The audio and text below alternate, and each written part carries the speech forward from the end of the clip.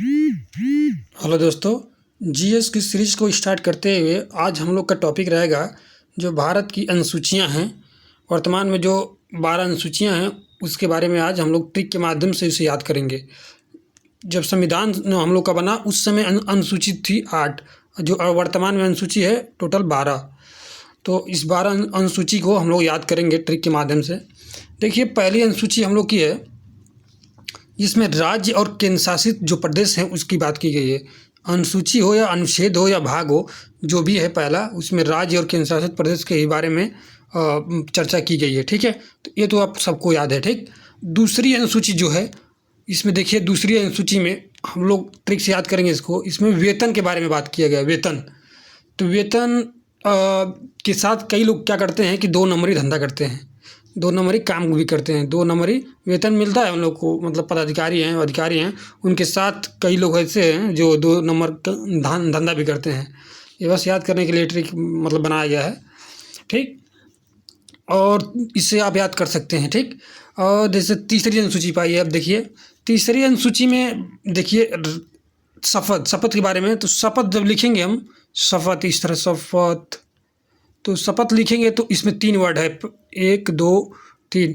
तो इससे याद कर सकते हैं कि तीसरी अनुसूची में मतलब शपथ के बारे में चर्चा की गई है। शपथ वो भी किसकी शपथ, जो राष्ट्रपति जिन लोगों को दिलाता है। देखिए कौन कौन जो राज्य संघ मंत्री हैं, संसद, राज्य विधानमंडल के, और चुनाव से जो प्रत्याशी न्यायाधीश आदि जो चुनाव से प्रत्याशी चुने जाते हैं उनके, और न्यायाधीशों के आदि की शपथ का प्रतिज्ञान इसमें किया गया है। ठीक है, तीसरी अनुसूची में इसमें शपथ के बारे में बताया गया है। ठीक, और चौथी में देखिए, चौथी अब याद करेंगे, राज्य और जो संघ राज्यों की सीट की जो राज्यसभा में आवंटन किया गया है राज्यों का, और राज्य और संघ मतलब संघ राज्य मतलब होता है वही केंद्र शासित प्रदेश की जो सीटों का आवंटन किया गया है उसके बारे में चौथी अनुसूची में है।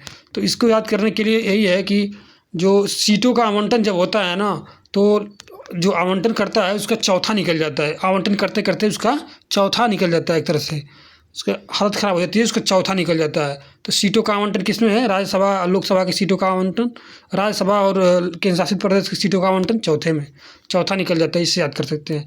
पाँचवें में देखिए, पाँचवें में ST SC जो अनुसूचित जाति और अनुसूचित जनजाति के प्रशासन और नियंत्रण प्रावधान, इसके बारे में है। तो देखिए इसको याद करने के लिए सबसे बढ़िया है कि आप ST लिखिए इस तरह और SC लिखिए। तो यहाँ पर पहला वर्ड जो है आपका, जो हम लोग 5 इस तरह बनाते हैं, तो 5 जैसा ही मिल रहा है, तो इससे आप बात कर सकते हैं। अभी देखिए 5 जैसा मिल रहा है, तो ST SC का प्रावधान किस में है, ST SC के प्रावधान, ST SC के प्रावधान 5वें में है, पाँचवें अनुसूची में है। ST SC के जो प्रशासन और नियंत्रण के क्षेत्र के प्रावधान है वो 5वें में है। ठीक है, अब छठे नंबर का देख लीजिए, जस्ट इससे मिलता जुलता है, लेकिन देखिए इसमें है कि असम, मेघालय, त्रिपुरा, जो असम, मेघालय, त्रिपुरा, मिजोरम है, इसके प्रशासन जो है जनजाति के प्रशासन और उससे संबंधित जो बात की गई है वो छठे में की गई है। तो 5वें के जस्ट नीचे है छठा नंबर। तो इसमें भी SC के बारे मतलब SC के प्रशासन क्षेत्र के बारे में बात की गई है, तो उससे रिलेट कर सकते हैं। अब देखिए इन राज्यों का नाम याद करने के लिए आप ATM स्क्वायर याद कर सकते हैं।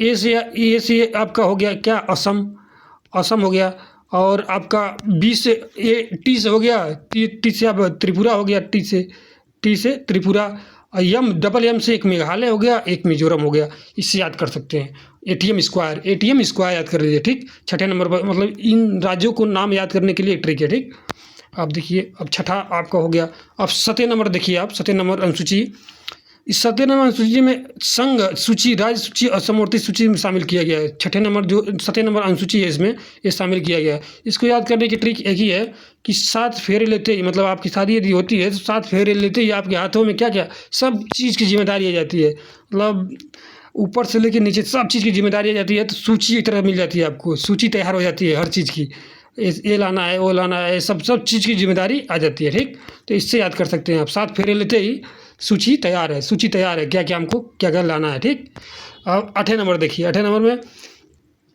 नंबर में देखिए जब संविधान हम लोग का बना तो उस समय 14 जो भाषा थी, उस समय 14 थी, और वर्तमान में 22 भाषा है। जो संविधान में 22 भाषाओं का सूची है, मान्यता प्राप्त है, उसमें से देखिए अब याद करने के लिए आप इस तरह याद कर सकते हैं कि टोटल 22 भाषा है, लेकिन मैं केवल 8 भाषा में फर्ददार हूँ।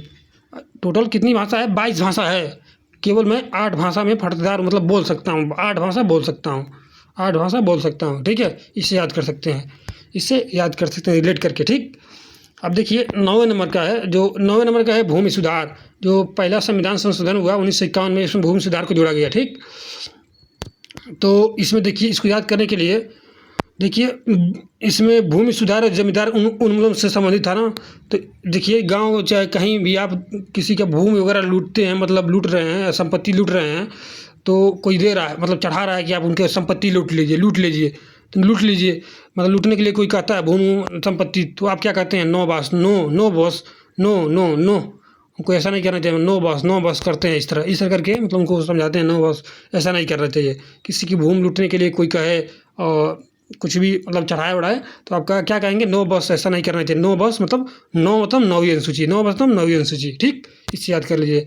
अब देखिए 10वें नंबर का, 10वें नंबर में दल बदल के बारे में बताए।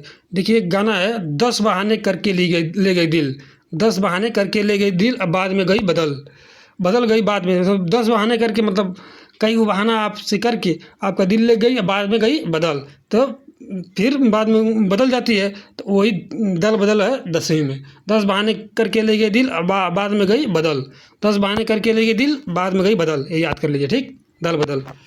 और देखिए 11वीं अनुसूची में, 11वीं अनुसूची में जो पंचायतों की शक्ति और उत्तरदायित्व के बारे में निर्धारित किया गया है, इसको याद करने के लिए देखिए जब आप 11वीं कक्षा में पढ़ रहे थे तो बहुत ज़्यादा पंचायत कर रहे थे, बहुत ज़्यादा मतलब पंचायत करते थे, मतलब 8-10 लोगों का ग्रुप बना के उसी में पंचायत करते थे।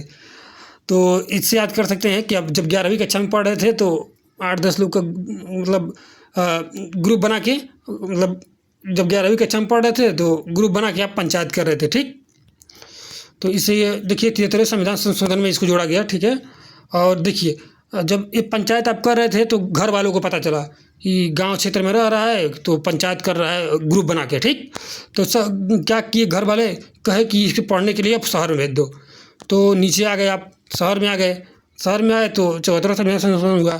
ठीक, और उसके बाद 12वीं में जब आए, मतलब 11 से 12 में आए, 12वीं में आपका नाम शहर में लिखवा दिया गया, तो वहाँ पर गए तो आप शहर में आ गए, तो 12वीं में आपको शहर में नाम लिखवा दिया गया। तो 12वीं जो है शहर मतलब नगर पालिका में आपका जो शक्ति और उत्तरदायित्व निर्धारित जो किया गया है 12वीं अनुसूची में किया गया, इससे आप रिलेट करके याद कर सकते हैं। ठीक है, याद करने के लिए अच्छे तरीके है, आप देख सकते हैं। अब देखिए यहाँ पर नीचे है 8वीं अनुसूची में सिंधी भाषा को 21वें संविधान संशोधन 1967 में जोड़ा गया था। ठीक है, यही सब आज की अनुसूची थी, इसी को बार बार देखिए, इससे बाहर कोई भी क्वेश्चन नहीं बनेगा अनुसूची से। Okay, bye bye, thank you, मिलते हैं नेक्स्ट वीडियो में।